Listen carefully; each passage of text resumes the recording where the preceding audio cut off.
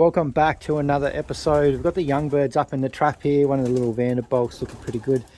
Weather's starting to cool down a bit, which is really good, which means we can probably start flying the birds a lot more. The problem we've been having, very friendly, is that the weather here is excessively hot and the birds just can't fly in it. So that's why there hasn't been too many flying videos lately. We could probably try and fly them really early in the morning, but you know, sometimes there's falcons here, and mainly the problem I have with them is early morning. So try and do it in the afternoon, but the weather's cooling down now, so we can. Excuse me. And we are going through a pretty heavy molt as well. So we've done a fair bit of work in here. I want to clear up a few things today because obviously a few of you guys are confused.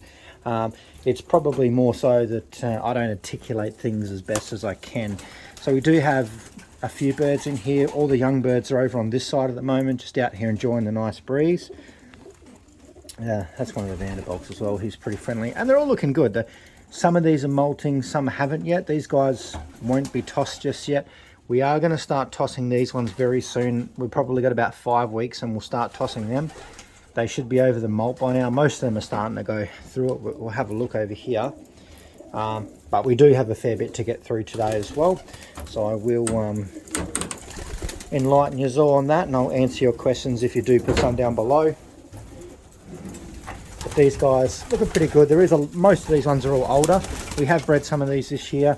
There is a little bit of work going on in this loft at the moment, and you'll see over the next few videos why we're doing it, and the future of what I plan on doing here as well.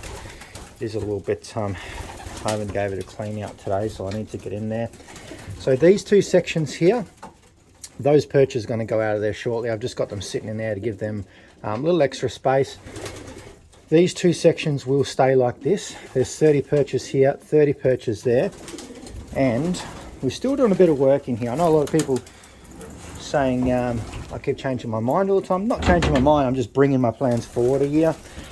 We might even be fast tracking them a little bit more as well. I had a little bit of a meeting this morning and I had a bit of good news coming this way, so I'll keep you guys enlightened in that very soon.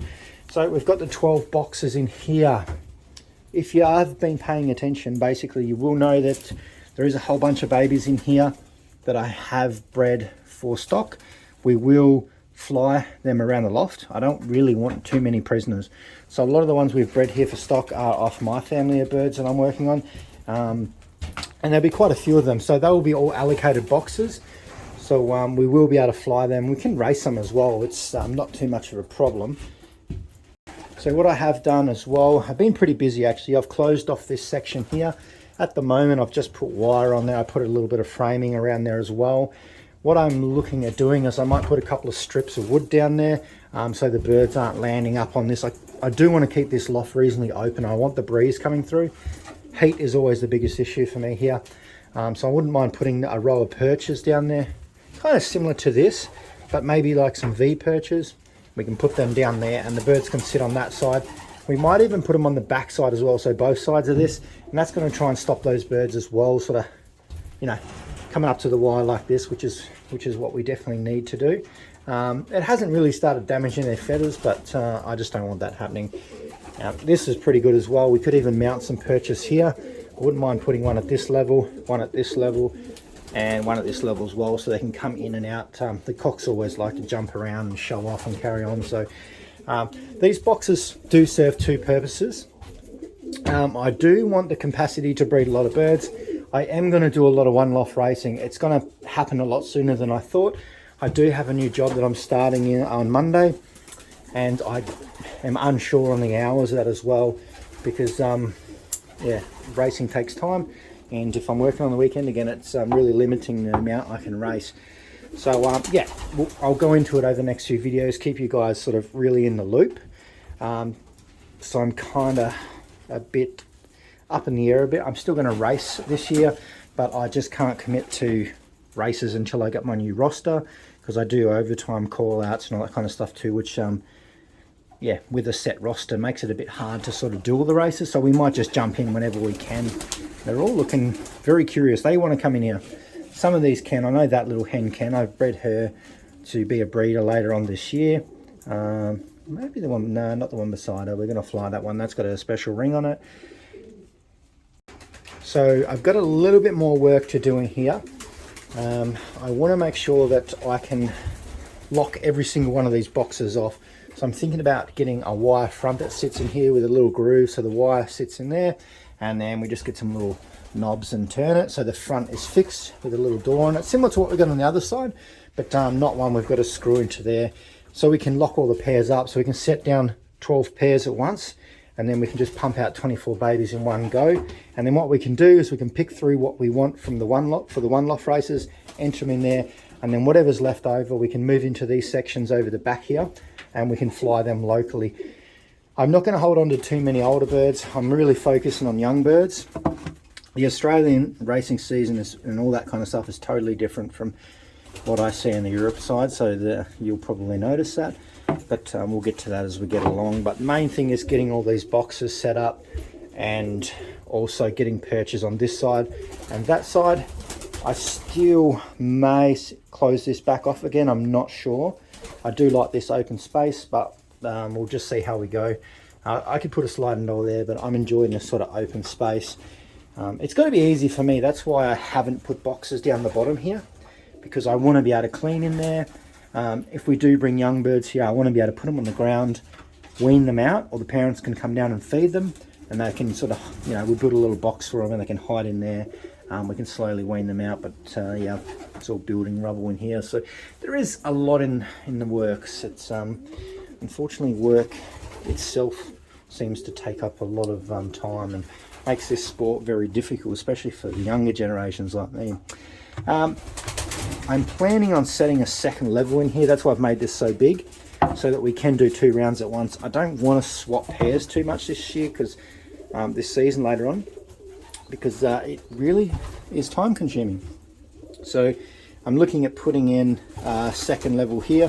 Whether that level goes all the way across or it's just a little square, I'm thinking probably all the way across maybe, so that they can jump up, walk over to their bowl, and we'll have that there. So we can have one nest bowl there, one down there, so we can just do 2 rounds at once. That's easy. Then we can sort of pick through the birds we want for one loft racing, and the rest can go across into here once we get all this sorted, because the first round of birds are going to be tossed very soon, so we will expect losses there. Those numbers will go down a little bit, and then these guys will shortly follow, probably a month or 2 after it maybe, but that's still 3 or 4 months away for these guys. A lot of these ones have special rings on them for the special race, which we've got till July, I think, to get those guys ready. So we've got a bit of time. These guys will come out very soon. I'm going to start letting them out maybe in a week or 2. The only thing I need to do is to get them, let's have it out here to them. I need to get them fluent in coming in when I call them. So I've started that today actually. I'm not going to call them in today. This is their last time in free box where that's open. Here's a little cheeky one, this one.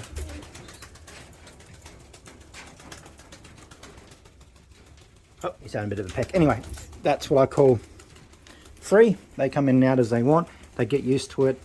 Really enjoying it. I think that's going to be something I do all the time. You can just see they're so comfortable with it. And even when I drop the trap down, they come through it. So today, I've taken the food away. They haven't had food here all day. So we're starting to get off that weaning side now and starting to get them used to my whistle. So I will bring the food in later on this afternoon, call them and start getting them used to the whistle. Maybe tomorrow I might try and get a video up as when I'm starting to trap train them. They're really comfortable with it. They actually love it. As soon as you open that up, straight out there. So yeah, lots of talking, and I know a few of you don't like it, but yeah, I'm trying to articulate the plans, what's going forward. We basically need to find out of all these birds, which ones are going to perform best for me, that we can keep, blend into the family, and hopefully have some success in one loft racing, because that's something I'm very interested in. I've been interested in for quite a few years, but never really sort of pulled the trigger, and I think we're going to enter some this year. We just really got to sort these birds out. We still have a way to go. We've only really just started this journey. We have tested some of the Leo and Storm babies with over 2 years. The 2 seasons have flown right out to 800 kilometers. They've done really well. We missed out by a first place in the federation by a couple of seconds. So the birds as a foundation are pretty good, and what I'm going to do is start to really look for birds. I already have started. I've made a list actually, a family of birds that are performing really well in one lofts. If I can't get them locally, then I'm going to look at importing them at some point. Maybe not this year, but over the next few seasons, that's something I'm going to be looking at. Who knows, we might have really good birds, one loft birds here, but you know, you do in pigeon racing have to keep moving forward all the time, even if you're winning. This is what I'm learning. I'm watching all the videos on YouTube, all the other channels you're doing. I really enjoy watching everyone's videos and getting a really good idea of what's out in the world. And yeah, it's getting pretty exciting. So stay tuned anyway for this journey. I'm still going to race locally. When I bring in new birds, I'm going to need to test them, and I'm going to need to test them in the 100, 200, 300, 400, 500 and 600 distances to see if they can do it, because all one lofts have got around about those distances in them. So it's still going to be quite busy. We're going to have a lot of local races. It's going to be maybe 80% one loft and then 20% local races, just given how much work I have to do in my job. So I don't want to put too much pressure on myself, but we're going to fly more. And I know a lot of you guys probably get frustrated with it because you do want to see more of the racing and things like that, but yeah, the one loft stuff, I'm going to keep you guys really involved in it. No, you're not going out there. They're getting pretty excited, and I want to keep things simple. I want to come home from work, you know, if I have to do 12 hours and not have too much stress. I can come in here, clean all this pretty quickly, come through there, clean all that, do the waters, food, all pretty easily. Here at the moment it's a lot of mucking around, and I am planning on building a new loft in the near future, but I'm just waiting for the right design, save a little bit more money, because I want to do the next one really good. I want it nice and secure, maybe a security camera in there so I can watch the birds when I'm at work and stuff like that. So I'm putting a lot of thought into it. I really like disc grating, so I'm trying to incorporate my new loft with disc grating throughout the whole thing.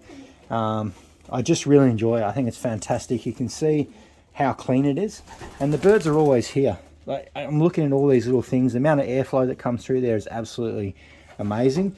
Their droppings go right through, and I just scrape all that out. It's super easy. I think the next one will probably be concrete base with an air gap. Maybe even lift up these grates, clean it out. I'm trying to find a good balance between the really nice Euro lofts that I see and having to do something in Australia where, you know, my biggest problem is heat. But make sure you do put some comments down below. It's still going to be very busy here with all these videos and breeding and whatnot, which, you know, breeding's done now. We've got some racing coming up soon, and the tossing starts in about 4 to 5 weeks, depending on the weather and how the birds are molting out. We're going to toss them pretty hard, starting off around about 6 kilometers. We'll keep doing that until they come home, or until they beat me in the car, and then we'll start moving them out. And then hopefully by then we're ready for the race season. And the young birds are all looking pretty good. These guys will come second, but we'll start tossing these ones in around about, yeah, that time frame. Hopefully these guys won't be too far behind it, because I'm going to start letting them out in the next few days, and they'll be, long as these ones, like this one here's got a special ring on it, long as say this little guy here is ready for the special ring race in July. There's another one in August that he can do. There's 2 of them, so we'll just have to wait and see how he and his little friends go. See, that one down there has got a special ring on as well. That one's got a special ring, a little checker. There's quite a few of them in here actually. One of those mealies do, that red checker does over the back. I think there's still 13 of them in here as well. So yeah, we've got a bit of a mixed bag this year. We'll get through this special ring race. There's 2 of those races. Both of those races have a $10,000 prize money, so it's going to be interesting to see how we go if we get birds all the way through to that. But they're all happy and quite tame actually, especially this second round. They're all really nice little birds, and they're all trying to land on me and pick my shoes and whatnot. So it's going to be interesting to see how they go. I am, like I said before, looking for more stock birds. We do have a few pairs to make. I've got a few in here that we're going to keep for stock. We may, if this one here makes it through the race season, we might. He's quite well bred. So we'll see how we go. I'm not getting too excited about anything. I'm going to let the basket sort them all out, because all these guys in this loft are going in the basket, apart from the few that I've selectively bred. You just want to hop off my hand, which that little hen over the back there is. And there's a couple more, but I will go into detail later. So make sure you do drop some comments down below. A lot of talk in this video, but I just needed to sort of make it as clear as possible in the direction that we're going. So I want the capacity to breed a lot of birds. Central one lofts, what we do, not centre one lofts, we'll bring into these sections and we'll fly those birds locally. We'll also toss them in different directions. We'll toss them north and south, because I need to make sure that these birds can fly in different directions. We'll test them in several different weather conditions. They need to be able to fly in tough weather, in warm weather, in cold weather, because these one lofts are scattered all over Australia. There's different weather conditions in all of them, so I need to make sure the birds have a fighting chance. And you're still picking at me. So there's a lot to take into consideration. And I know a lot of people are going to struggle with this, especially the old school racing people. There is a huge difference between one lofts and the normal racing, and you will see it. So for me, I'm not worried about 2-year-olds. I'm only going to focus on young birds, and those young birds need to perform quite well for me, especially the ones that we're going to test. We'll bring in new birds, we'll test those babies probably before we send them to one lofts, and yeah, we'll make a best decision with that. Especially a lot of birds, we might even auction off a lot of the 2-year-olds that make it through the training process, or just sell them in general and keep the ones that we want to breed from. But yeah, there's a lot involved in it, and I want to share it with you guys as I go along, as I am speaking to experienced one loft flyers and stuff as well, trying to learn what I can. And yeah, we'll see where we go. Stay tuned, because it's going to be a very interesting year. Catch you later.